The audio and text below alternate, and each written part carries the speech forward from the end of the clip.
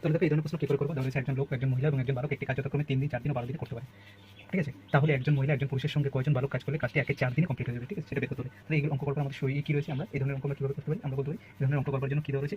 একজন লোককে আমরা ধরে নিই ম্যান, আর মহিলাকে ওমেন, আর বালককে বয় ধরে নিই। ঠিক আছে? তাহলে আমরা কি দেখতে পারি? একজন ম্যান কাজটা করে কয় দিনে? 3 দিনে। একজন ওমেন কাজটা করে কত দিনে? 4 দিনে। আর একজন বালক কাজটা করে কত দিনে? 12 দিনে। তাহলে এই তিনটে যদি আমরা লসাগু নিই কত চলে আসে? 12। এটা দিয়ে করলে 4, এটা দিয়ে করলে 3, এটা দিয়ে করলে 1।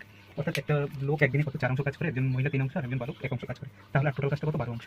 এখন কি বলা হয়েছে? তাহলে কাজটা কয়জন? একজন মহিলা তাহলে কয় অংশ কাজ করবে? 4 অংশ, প্লাস একজন পুরুষ, একজন মহিলা, একজন পুরুষ, একজন মহিলা কত অংশ কাজ করবে? তাহলে 3 অংশ, প্লাস একজন পুরুষ কাজ করতে পারবে 4 অংশ, আর একজন বালক কত অংশ কাজ করবে? আমি যদি একজন বালক 1 অংশ করে কাজ করে, তাহলে আমি যদি ধরি যে একজন বালক দরকার যে কাজটা, তাহলে একজন বালক কতটা কাজ করবে? x অংশ, তাই তো? তাহলে টোটাল কাজটা কত দিনে কমপ্লিট হয়ে যাবে? বলছে 1 এর 4 দিনে। তাহলে টোটাল কাজটা কত? এই 12 অংশ কাজ, এই 12 অংশ কাজ একজন মহিলা, একজন পুরুষ আর x জন বালক মিলে টোটাল 1 এর 4 দিনে কমপ্লিট করে। তাহলে এটা কত হয়ে যায়? 7 + x, আর এটা 4 বার 48। তাহলে x এর ভ্যালু কত হলো? 48 - 7 = 41। অর্থাৎ কতজন বালক দরকার? 41 জন। অর্থাৎ এই আমাদের অ্যান্সার হয়ে গেল। বুঝতে পারলে? আমরা কি করলাম? x এর মান দিলাম, একজন বালক